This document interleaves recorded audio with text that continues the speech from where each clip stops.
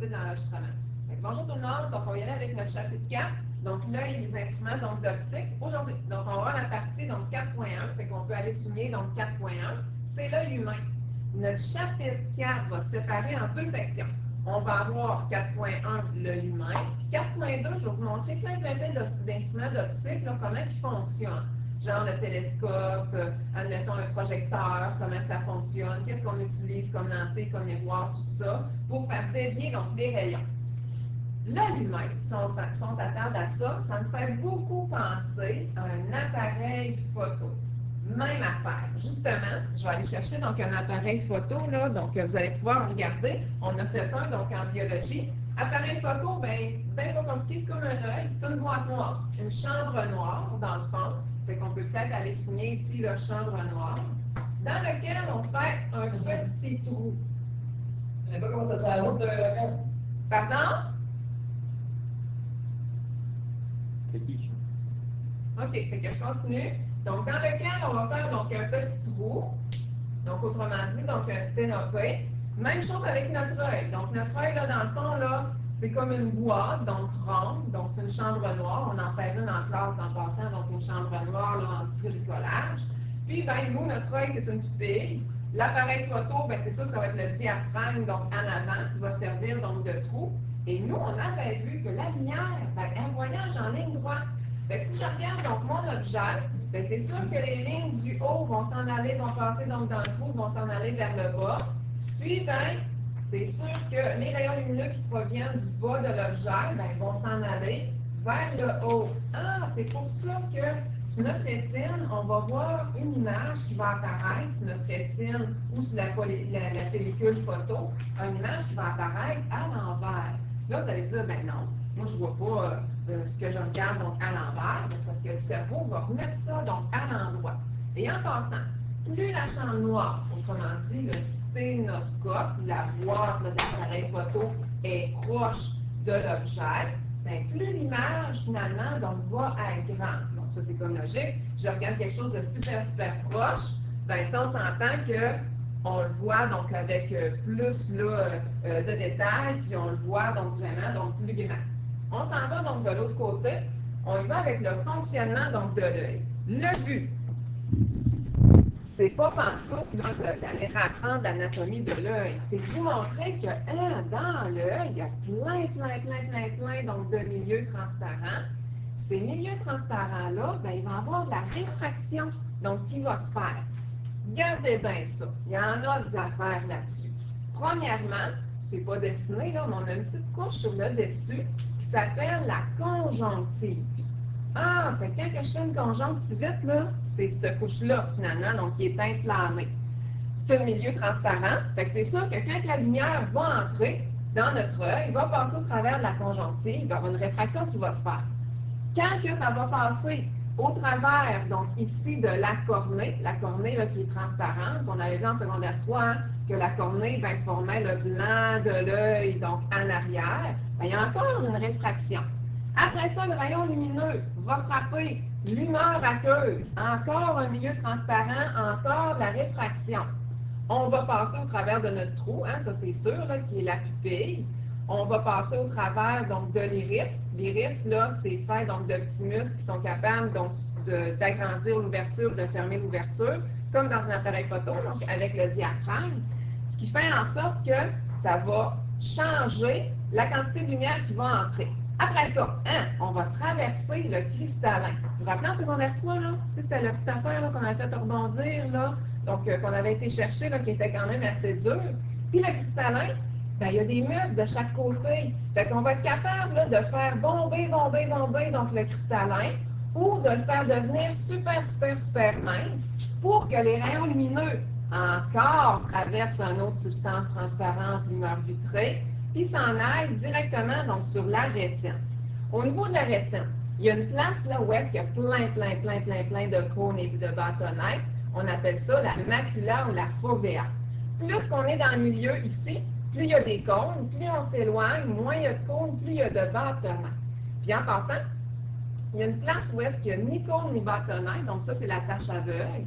À la tache aveugle, c'est les nerfs qui vont vraiment s'en aller au cerveau, pour aller remettre l'image finalement à l'endroit, puis aussi donc aller interpréter donc qu'est-ce qu'on voit, donc interpréter donc les couleurs. Fait que vous avez tout ici là, tout ce que je viens donc de dire, donc qu'est-ce que chaque partie vraiment donc vont faire, mais c'est surtout la cornée qui va vraiment faire le 2/3 de la puissance donc réfractive, les 2/3 de la réfraction.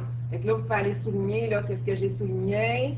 Comme ça, ben, vous allez avoir là, les petits bouts là, qui sont plus là, fun à savoir. Donc, vous allez avoir là, un plus beau donc résumé. Mais en gros, là, je vais tout résumer ça avec le dessin de l'œil. Fait que je vous laisse le temps de souligner donc vos choses. OK. Fait qu'on y va donc de l'autre côté. Même chose de ce côté-ci. Vous pouvez souligner qu'est-ce que je vous ai dit sur le cristallin. Donc ici, allez souligner le mot cristallin. C'est lui qui va vraiment faire la mise au point en changeant donc sa forme. En passant, lorsqu'il est détendu, bien, le cristallin a sa forme la plus plate. Fait que c'est sûr que ça va être vraiment plus facile de voir donc un objet donc à l'infini. Puis lorsque le cristallin est contracté, les muscles du cristallin sont contractés, le cristallin va être super dodu, super bombé, donc il va se bomber. Fait que ça va être vraiment plus facile de voir les objets qui sont rapprochés. Puis en passant, le fait là, que le cristallin là, soit super mince ou super dodu, bien ça s'appelle l'accommodation. C'est que le cristallin va vraiment prendre la meilleure forme pour envoyer les rayons lumineux directement sur la rétine. Bon, ça nous intéresse par exemple. Regardez bien, on va aller écrire N pour indice de réfraction. C'est intéressant de voir que l'indice de réfraction de chaque milieu transparent s'approche de l'indice de réfraction de l'eau, qui est de 1,33. Il y en a un au niveau du cristallin, tout dépendant de comment il est bombé, que l'indice de réfraction, ben, il va changer. Il va varier de 1,39 à 1,4, donc à peu près. Ça, c'est le fun de savoir que chaque milieu n'a pas la même consistance. Donc, comme par exemple, l'humeur aqueuse, ben, elle est plus aqueuse, donc elle est moins, donc dans le fond, là, engelée. Fait que c'est sûr que ça n'a pas donc, le même indice de réfraction. En passant, c'est l'humeur vitrée là, qui est plus liquide. Fait que vous pouvez aller souligner, là, dans le fond, qu'est-ce que je viens de dire. On nous dit aussi que l'indice de réfraction du cristallin n'est pas uniforme, hein, tout dépendant, donc si on y va dans le centre ou dans le côté. Puis notre œil, important de savoir qu'il possède 2 foyers. Pourquoi 2 foyers? Ben, c'est parce que c'est une lentille, notre œil. Fait que c'est sûr que comme une lentille, il y a un foyer d'un côté, il y a un foyer de l'autre côté. Et notre foyer, pour un œil idéal, a une longueur focale F de 15,6. Fait que si, admettons, vous regardez quelque chose là, à 15,6 donc millimètres, ben c'est sûr que c'est là, que le focus va être le mieux. C'est ça que l'optométriste regarde, lui, quand il regarde si votre œil donc, est bon, vous avez de la misère à lire de proche, donc à voir de loin, et ainsi de suite. On va aller souligner le mot rétine, puisqu'on s'en était parlé. Vous pouvez souligner qu'est-ce qu'il y a là. Puis là, nous autres, on va s'intéresser dans les prochaines pages aux cônes et aux bâtonnets. Donc, on va aller voir donc, la distinction, là, finalement, donc, entre chacun. Justement, on s'en va là, donc, de l'autre côté. Et on a, c'est immense, là, 7 millions de cônes dans notre œil et 125 millions de bâtonnets. Sauf qu'il y a quelque chose qui ne fit pas. On a juste 1 million de fibres nerveuses. Fait que ça veut dire que les fibres nerveuses qui s'en vont à mon cerveau, ben, si j'en ai juste 1 million, puis il faut que je connecte à mon cerveau 7 millions de cônes et 125 millions de bâtonnets, fait que ça veut dire que pour une fibre nerveuse, ben, ça va séparer cette fibre nerveuse-là, comme les fils électriques, pour aller connecter différents cônes qui sont en forme de cônes et différents bâtonnets qui sont en forme donc de bâtonnets. Mais qu'est-ce qu'ils font les cônes et les bâtonnets donc dans la vie? On a ça là. Fait qu'écrivez donc important pour les cônes et les bâtonnets, malgré qu'on n'aura pas d'examen là-dessus. Les bâtonnets, ils servent à quoi? Ils vont vraiment donc prendre donc le dessus lorsqu'il va faire noir donc dans la pièce. Lorsque la luminosité, finalement, va être faible. Puis, les cônes, c'est le contraire. Ils vont travailler lorsque la luminosité va être forte. Lorsque, finalement, donc dans la pièce, il va faire clair. Les bâtonnets aussi vont s'intéresser, vont là, vraiment participer à la vision périphérique, la vision finalement donc de côté.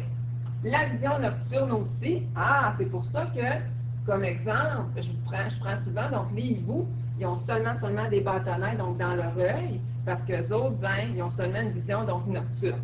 En plus, les bâtonnets vont jouer le rôle pour détecter les formes, les contrastes. Ils vont détecter donc aussi donc, les mouvements. C'est important là, finalement là, qu'on a. Les cônes, tandis que les autres fonctionnent donc avec une luminosité donc, qui est vraiment plus forte, vont vraiment participer à la vision centrale. Donc la vision, là, quand je regarde quelque chose donc, en avant, la perception des couleurs, puis, ben, à savoir que la couleur en physique optique, les trois couleurs primaires, c'est pas les mêmes. Regardez bien. Les trois couleurs primaires, là, c'est le rouge. Hein, on peut bien le mettre en rouge. Le vert. On va mettre ça donc en vert. Et le bleu. C'est les seules trois couleurs que nos cônes sont capables de percevoir. Et c'est en mélangeant ces trois couleurs-là, le mélange, on appelle ça la synthèse additive, qu'on peut voir toutes les autres couleurs donc, du spectre. Donc, ce n'est pas les mêmes couleurs là, primaires là, qu'en art plastique, ça c'est sûr.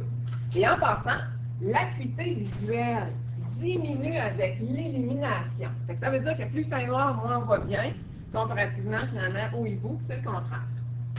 L'autre côté, ici, sensibilité donc de l'œil, c'est en fonction de la longueur d'onde. Tout dépendant, donc l'éclairage, on va avoir là, une sensibilité de notre œil qui va être différente. Actuellement, là, un œil, c'est fait pour voir, un œil humain que je parle, de 400 à peu près 650 là, nanomètres, mais ça peut aller jusqu'à 700. On va se prendre deux couleurs. On va prendre une couleur en rouge pour aller tracer notre courbe rouge, donc ici.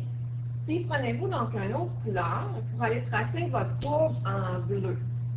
Je ne sais pas si vous voyez, la courbe en bleu, c'est lorsque la longueur d'onde là, est à basse luminosité. Lorsqu'il fait plus noir, notre œil finalement va voir à peu près de 400 jusqu'à 600 nanomètres là, de longueur d'onde, donc qui va être perceptible par notre œil.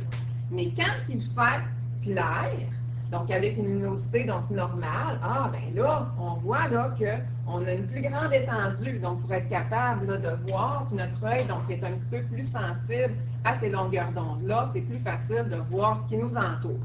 Et ne pas oublier, en dernier, le cerveau. Sans le cerveau, même si notre œil est parfait, même si la réfraction donc, se fait parfaitement, c'est lui qui interprète les couleurs. C'est lui qui transpose donc l'image dans le bon sens. C'est lui qui remet ça, l'image renversée donc à l'endroit. C'est lui aussi qui interprète l'influx nerveux qui arrive à lui. Fait qu'on est capable de dire, OK, là, c'est telle forme, c'est en train de bouger, ou peu importe, c'est de telle couleur. Donc, c'est lui, là, finalement, là, qui fait tout ça. De l'autre côté, on s'en va de l'autre bord. Qu'est-ce qui nous intéresse? C'est la correction et les problèmes de la vue. Habituellement, là, les problèmes de vision, c'est dû à des origines géométriques. Autrement dit, là, souvent, notre globe oculaire est déformé. Ça, c'est drôle. Regardez, l'hémétropie, c'est lorsque notre œil est normal. Donc, ça veut dire qu'on a donné un nom de maladie qu'on n'a pas, finalement, quand on a un œil normal. Fait qu'un œil normal a une vision parfaite, de loin et de proche, n'a aucun donc, problème, a un beau globe oculaire super, super rond, et quand les rayons lumineux, comme on avait vu là, en sciences de 3, se font réfracter, ça se fait réfracter directement sur la rétine. Fait que le foyer F se fait sur la rétine, tout simplement.